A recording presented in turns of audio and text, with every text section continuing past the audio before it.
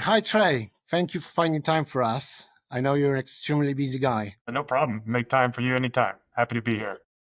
I'm even more happy because I will have an opportunity to talk to a very experienced person of a successful company in the US market that will share his experiences of being non-tech CEO in the tech environment. And actually, your company is pure tech, right? We're a software company, and I have really no idea how to write software code. So it's been an interesting journey to say the least. Interesting is understatement, I think. I know your history, so probably it's going to be a very, very interesting discussion today. So, Spotio is a field size management system, right? Correct. Yeah. So we're like a mobile first platform used by field sales or outside sales teams all across the world. All right, and you've been on the market. You've been being this hands-on CEO for the last 10 years. Do I remember it correctly? Yeah, 10 years in November of last year. So going on 11 years. It's hard to believe. Over a decade of my life spent here at Spotio. Mm. Well, congrats on that, mate. So sounds good. Listen, so actually, we've met like maybe 10 years ago when you were starting, I think, somewhere here in Mhm. Poland. And I remember you told me a great founding story. It's very interesting how a non-tech person takes up a tech challenge and why. So could you tell us a few words about that? What happened that you decided to build a SaaS system?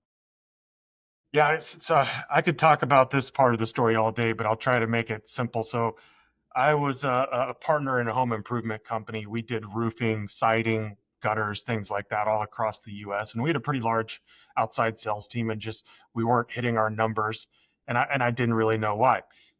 There was a software out there that we got a bid on to potentially implement at our company. And they wanted something like $37,000 for the licenses and in retrospect, that was a pretty fair number, but at the time I thought that was the most ridiculous thing I'd ever heard. And famous last words, I said, I can build something for cheaper than that. And here we are. All these times 10 later. years Turns later, out right? you can build a software for cheaper than 37,000, but it's probably not going to do what you want it to do. Surprising, surprising. Okay, Yeah. well, actually, our meeting will reveal the mystery. Why can't we build the software for $37,000? So, so you made this fruitful decision, I would say. But what were your first steps? So how did you decide to start? What were the foundation? What happened? Yeah. So it started like with any good, I think, business, excuse me, is we had a problem. There's a real problem and we needed to solve it. And so like if you have a product and you're looking for a problem, that's the wrong way to go about it. And so we had a business problem. We needed visibility into what was going on with our sales team. And there was nothing out there that we felt suited our needs or for a price we could do it for. And so, you know, it's a little blurry because it's been a long time, but basically we back then it was you would go and find a team like through Elance, right? Nowadays it's called like Upwork or something like that. You would go and hire a team, and back then the popular thing to do was you went to India, and so like we went and if I remember correctly, it was let's go hire a team in India and we can build this wonderful software and solve all of our problems. All right, and what happened? Did you hire the team over there and build the But wonderful yeah, software? yeah. So this is another part of the story I could go on forever. So we did hire that team and it didn't work out. And I think this is an interesting part that like really reverberated into the future is they chose the technology that we were going to be built on. I didn't know anything about what code it was going to be written in or anything like that. I just said, let's go make this. And so it was written in .NET, which at the time was kind of like a legacy type code that if you worked at Microsoft or IBM or one of these bigger shops, it was .NET. And so, from there going forward, we had to find companies that could work in .NET and developers that could work in .NET, which was challenging. Which we could talk about that more if we want to. So to sum up the first stage of your project, so the tech decision was left to your tech team, which was hard. You had no influence on that and no idea of the long term Right. consequences. Yeah. All right. So what was the most direct consequence in the short time of using .NET as your main technology there? Yeah, so I mean the the first challenge is it didn't work out with that firm, and we had to go somewhere else, and we actually went somewhere else several times, from India to Vietnam to somewhere else, and landed back in the US. And so if you're going to pass along code base, you got to find people that can work on that code base, and then even trying to find a dev team or a person here in Dallas that worked on .NET was very, very hard. It's like, in the early days of Spotio, they're like, I'm not going to leave a $150,000, $200,000 job writing code and for HP and at Dallas to come work for your startup for free. Like that, it just wasn't going to happen. So, I think one thing I would probably do over is pay closer attention to like the tech stack. Now with, AI and things, we have a lot more resources available. I guess I could have Googled it back then. I just didn't spend a lot of time on it. Okay, so this made you travel a little bit about looking for a software team. Is that correct? I was This is all how around we the met world. 2 years ago, I think. Yeah, I was all around the world, and like to bring it kind of circle around, how we got together is I had hired after going around working with all these different dev teams. I ended up working with a company in the US. Of course, they'll take care of me, right? Well, it turns out that they were not building a product that was super useful for me. It Mhm. was basically front end code, and it wasn't a back end product to it. And, this is where I learned about like weekly releases, and we can talk about this later when we talk about like what I would look for now in a tech partner. And so, we're doing weekly releases, and I got an email from someone saying, "Hey, I just want to let you know that this product, you know, some to the fact of like it's not real." And I was like, what the heck are you talking about? I didn't know this person. And I said, let's get on a call. And so we get on a call, and he's like, hey, I was like, first off, who are you? I couldn't really even pronounce the name, right? Who are you? He's like, well, I'm a contractor for this company. I'm just helping out part-time. And I just need to let you know, like, basically to the extent you're being taken advantage of. And I told him my whole sob story about how long I've been trying to get this product made and how much it's time and energy and money it's cost. And I was like, hey, obviously you're a pretty honest guy. How about you just go and can you finish this product for me? He's like, nah, I got a full-time job. I like it. This is part-time. I begged and pleaded, and he's like, okay, give me a week. Let me go talk to some friends. And he comes back, a week later. He's like, all right, got a couple guys. We'll get this product to market for you. And that's how I ended up in Poland. This guy was in Poland, and the two people he brought to the table, of course, Łukasz and Romek, who worked with for many, many years, and Romek is now our development manager. So yeah, that's how I ended up in Poland. That's the biggest question I get is how the heck did you end up in Poland with a dev team and an office there and a wonderful team? And that's the full story of it. All right, so uh, I guess your journey finishing in Poland is due some facts as well. So you met those guys, you started doing some work. They were finally you had some solid partners here, software-wise. Uh, so what made you stay? A part of that, because your operation in software is not a little one at the moment, right? Yeah. Yeah, we had a huge product. I mean, what made me stay is the people. Obviously, I met two really good people that I trusted, and we built trust right from the beginning. And it just goes like, do what you say you're going to do, have good communication, and we built a lot of trust. And then over time, I got to just learn more about um, the Polish kind of culture and the community and the people there. And that's when it was like, okay, I want to establish an office here and actually, create a company and a culture and and we're really proud of what we have. The Polish people, they work hard. If you treat them right, then they'll treat you right. And that's always been my experience. Just a wonderful people, and they've hardworking, trustworthy, all of the wonderful things that make a good team member and what we look for at Spotio, we've been able to find in Poland, and they stick with us. That's another thing is in the U.S. It's kind of common these days to switch jobs, quite often. I guess that's just kind of how it goes here now. But in Poland, it's a little different. People are committed to the company, right? If they can make an impact in their work, they feel appreciated, then they'll stick with the company for a really long time. And our average tenure over there is significant, and that's been really good. For me as a Pole, it's great to hear that. I've been saying quite the same thing for the last 19 years, promoting Polish software developers abroad. Yeah. But it's good to have the confirmation over there. But then Yeah. there is another side of the medal. But if you were to say, like, what surprised you in working with Polish engineers here in Poland? So probably something that you can warn other people about. I think it's changed now, but I remember back when, in the US, we're real big on celebrations and great job, thank you, all of those things. And I remember we got a feature out or something like that. And this was back when, in the early days when, we're working nights, weekends, crazy stuff. And I was like, hey, well, gosh, thank you so much for doing this. And just really like laid on the praise, right? Thank you so much. And it was kind of an awkward conversation. He's sitting there and I paused. I was like, is everything okay? So he's like, in Poland, we only hear if we're doing a bad job. He's like, it's assumed you do a good job if you don't say anything. That was so funny. And over time, I think it's changed, at least with our company, because we do celebrations and give things, give shout outs and stuff. But early on, it was, it was really funny. That's a good one. Yeah. I totally agree. It still happens sometimes. Would you confirm that with Polish people you can expect them being a little bit more direct? If they don't like something, you just feel it, you just know it. Yeah, I think so. We did one of the real interesting things we did is we did a workshop in Poland.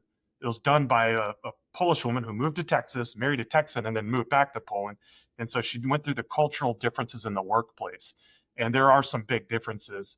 And one of them is in the Polish work culture. They're friends, right? They actually like build friendships. They hang out outside of work. Their families know each other. They get together on the weekends. It's much more like friendship based than it is here in the U.S. In the U.S., you might have a friend at work and maybe you go hang out on the weekend. Every once in a while they're at a happy hour, but that's kind of the end of it. And so that was one of the big cultural differences.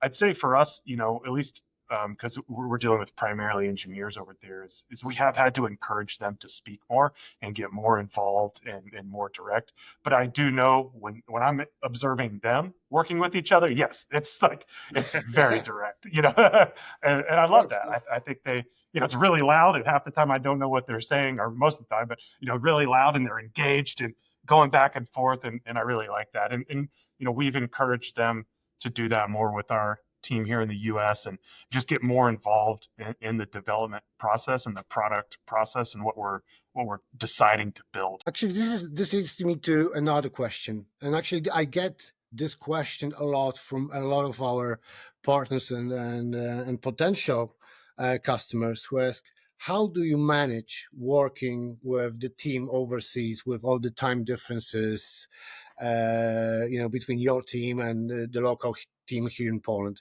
So, what's your experience on that? How should it work?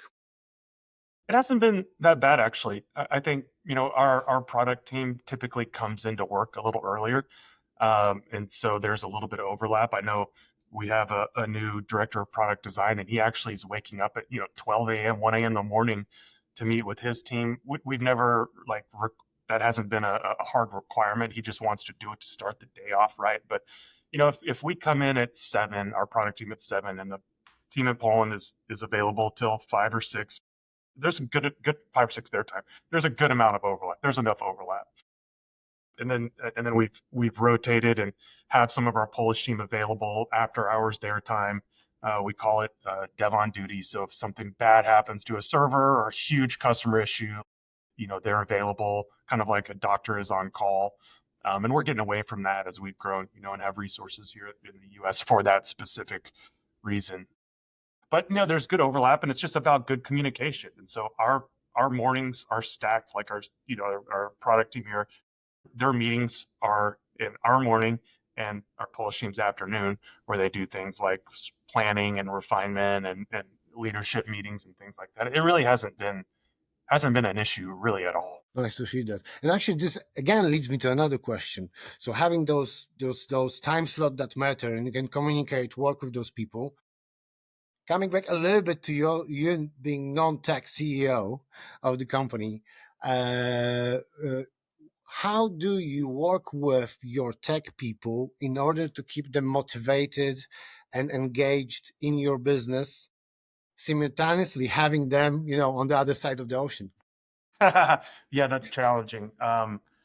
I can't really relate to him from a technical side, right? I don't really, that's not my expertise, but I do know business really well, and I do know how to create a culture. And we've gone to great lengths to make sure that they feel like they're part of our team here in Dallas, but also that they understand the impact that they're making. And I think that's really key is developers don't want to just sit there, write code and ship it back to you, and then they kind of live in a bubble. So what we've done is really try to get them involved in the process to decide, here's our problem, how are we going to solve it? Again, not in the early days, it was like, here's a feature, go build this feature.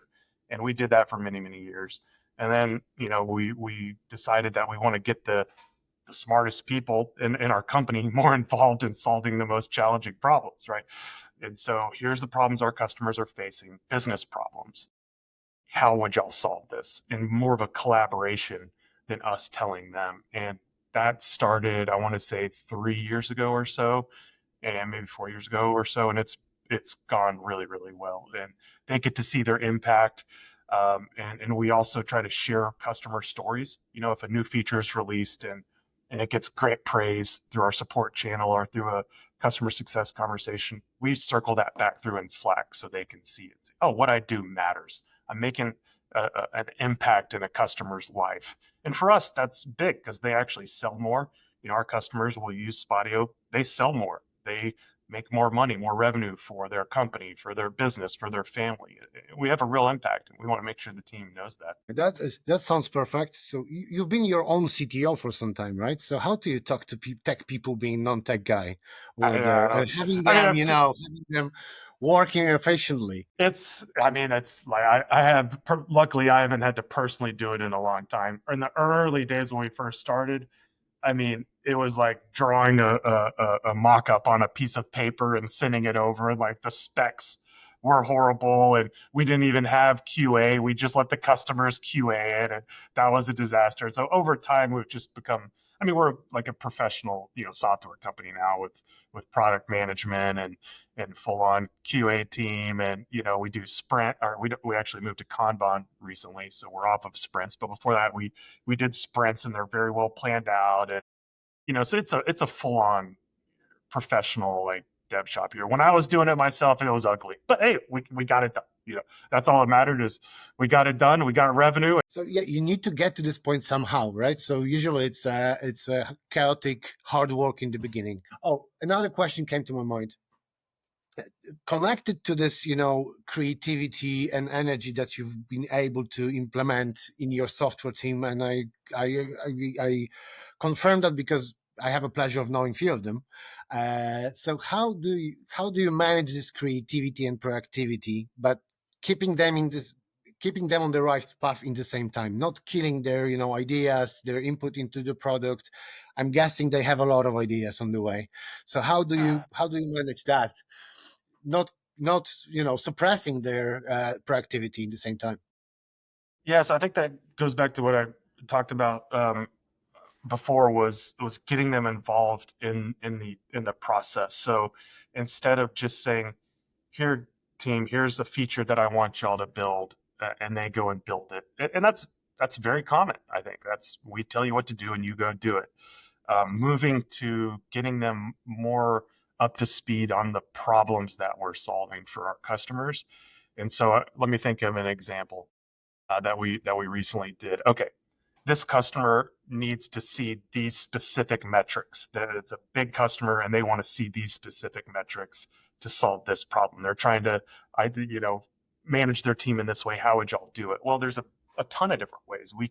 We have a map, we have custom dashboards, we have other reporting, we have list views, we have all sorts of ways to do that. And so in the past, I might say, hey, here we want to go build a my report that does this. Well, if we can just present the problem to them and what the customer's trying to do, we get a whole new world of creativity and potential easier ways to do it. If I tell you to do something and it's 2 months worth of work, well, someone might have an idea because they know our system and say, oh, this is, we can do this week, just this little tweak here. And so just getting them involved and present the problem and encouraging them to be a part of that solution versus just with assembly line, right? Your assembly line, go build it. Assembly line, go build it. So getting them involved in that process, the creativity of it. Perfect. And what tools do you keep to keep them on the path? Do you include them in building the roadmap that you're going to realize and take responsibility for it on the way? So how do you manage this area? We use Jira, pretty robust Jira to manage the tickets and everything like that, and constantly updating that. So every epic and story and specifications are all in Jira, and then we use that to go through and get development and QA and so on, and then for our release notes. So that's how we do in Jira, and then they do have input into what we're going to build, although the product team primarily drives that. The product team is the one here in the States, talking and meeting with customers and prospects more so than the dev team. But of course, we want their input on what we should build, and if they have a good example of that is we come to Poland once or twice a year, and each year we try to do a big workshop, right? And this year it was around innovation on how we're going to innovate for the sales rep. That's like our end user. And so we had a 2-day workshop where here's the problems. We put problems up on the wall, and our director of product design ran a great workshop on getting everybody involved in how we're going to solve these problems. And it was 2 days. Like, this is a lot of work. We're all going on, and the ideas we got from it were incredible. Stuff that we would have never thought of because I don't keep up with the latest and greatest technology. I don't know what AI can do today that it couldn't do last week, but they do. They're very passionate about that sort of stuff. And so these workshops of creativity and the problems and what we're going to build out of it is going to be like crazy. We're starting to work on it now. And that's really exciting because they can see it from, we had a workshop, got everybody's ideas, to now we're going to be building it, and it's cutting edge technology. So we're layering in stuff that only the best and fastest moving SaaS companies are doing now, and they're going to get to see the fruits of their labor come kind of full circle from that. And I think that's going to be really impactful. Sounds great, but it leads me to another question. I remember some time ago we talked about making those tech decisions as a non-tech CEO, and I remember the React Native story. Can we explore it for a bit? Because this was a risky stuff. So tell the story. I guess this is going to be very valuable for whoever is watching us today. Yeah, so I already talked about the .NET kind of decision that was made a long time ago. And then as we were launched Spotio, we had to have a native iOS and Android app. And that's very hard to maintain. Luckily, we had a unicorn on our team, Romek, who could do both equally as good. That's very hard to find back then. Like, it was almost impossible. And so as we were going to build the team, like, I don't want to have 2 mobile developers for iOS and 2 mobile developers for Android. Early on, there was this kind of emerging technology. I forget what the other one was called, Iconic or Ionic or something. It was a way to develop once and you can have iOS and Android apps. I was like, "Ooh, that sounds great." I'm just looking at it from a business standpoint. Like, I can have 2 people that can do the work of 4. That sounds like we need to look at. But this was very early on. And I remember talking to him about, like, hey, let's check out this React Native. And I think the only big app at the time was like Facebook. They were using it for their apps. Like, well, hell, if Facebook's using it, scaling with it, that we should be able to do too. But it was still early on. There wasn't a community around it. It was a pretty big risk. We're going to have to kind of redevelop kind of everything and put a lot of our eggs in this basket. And he went and looked in it, and this is another key point is we made a proof of concept. So instead of just saying, hey, let's redevelop the whole thing today, like, we started small. Let's just do a proof of concept. Can we put a map in there, like our app, and like do a couple of basic things, and then to his credit, came back and said, yeah, I think it's worth the risk. Let's do it. And so we started building in that React Native, and now it's like everything's in React Native. It was a good decision. It worked out for us, all right. But at the time, it was risky because it was very early on. Yeah, I totally agree. It's no wonder that a large part of the work we do at Pirxey is in React Native work. And I remember from my garden the story of having large discussions about the native Android and iOS apps versus those cross-platform solutions. And one of the major European banks did the banking solution based on React Native, and it closed all the ones over there. So yeah, That's right. okay, now it works. The bank's using it. We're good. Yeah. All right. So you had a very interesting journey, I would say. What's the size of your tech team at the moment? The whole team over there is 17 or 18. 18 people. That's a rather large team over there. So I'm wondering, because we went for some decisions that were very fruitful in effects, I would say. So this .NET in the first time, which made you travel a lot. Then meeting some people in Poland, then deciding to stay in Poland for, as I understand, the quality of work and the mentality and, the ethos, I would say, over there. Then through taking risks of, checking new technology, which was the React Native. So if I were a non-tech CEO looking to start at the moment, what would be your biggest advice for me when it comes to acquiring, building, partnering with a software team? Yeah. So it's I got really lucky and partnered up with two people that I could really trust. And that, as a non-tech CEO, like, can you imagine the trust? My whole business is in these guys' hands, and if they decide one day that they don't like me anymore and hit the power button or whatever, like, I'm screwed. Everything is gone. And so how do you build trust? Okay, I think that's really what it comes down to. Is there's a couple ways. Number one, it can be through someone right? Like, I can give you a good reference. I've known you for many years, and that way, if one of my friends comes to me and says, I'm looking to work with someone in Poland, I know who you can work with, right? That's trust. But if I just had never, if I'm going in completely blind, what I would probably do is, like, start off with some sort of small project. I would Mhm. let's start off with a small project and see how the communication is, see how the project management process is, the development process, those sort of things, and then can scale up from there. That's references, of course, are a great way to do it, but it's kind of starting small and building up is what I would do.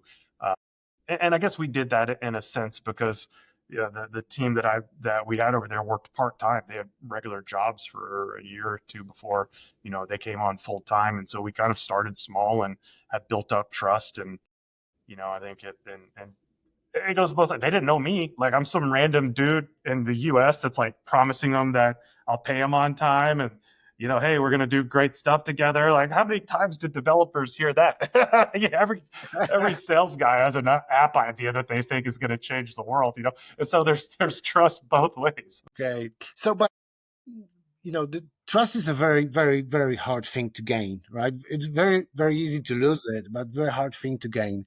In the beginning of the journey, it's not easy to get to look at a person, look at the company, look at the partner, look at the team, and say, okay, they are trustworthy. But there are some signs, I would say, both ways: bad team, good team.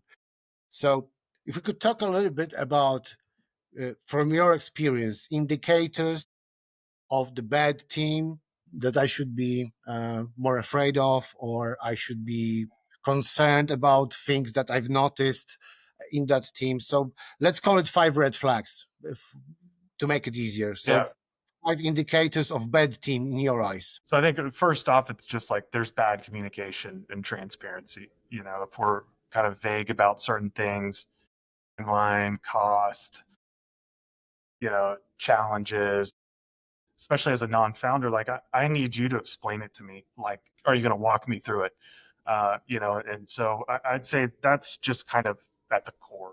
If you don't have good communication on time, it's funny because, like, I look back at when I started my first company when I was in my early 20s, and my dad was like, I'm going to give you some advice on how to be the best with this insulation company, be the best insulation contractor out there. I was like, oh, great.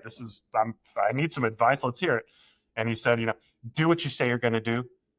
Show up when you say you're going to show up. And if you can't do either of those, just let the customer know. And I was All waiting right. for the rest of it because that sounds so stupid. I was like, everybody does that, don't they? And he's like, no. He goes, you're going to be really surprised. That does not happen. He goes, you do those three things, you're going to stand light years ahead of the competition. I was like, okay, thanks for the wisdom, Dad. Like, but it's true. It's like, it's so basic that, are you going to show up when you say you're going to show up? Are you going to do what you say you're going to do? But then the third one is really important is if you can't, are you going to let me know? And that's really it, because we're all going to make mistakes. Shit's going to happen. But are you going to like let me know about it, and then we can move forward from there? And I think that's a really important one. So that was This a long red flag. this shit's happening in IT projects is like everyday life, right? So every day something happens. Yeah. So in this regard, this ability to be able to be transparent, to address the problems, and to adjust the plan to what's going on in the project, together with your CTO, CEO, customer, PM, or whoever there Yeah. is very, very important. So I guess I totally agree. You got three most valuable advices from your father, right? When it comes to IT as well.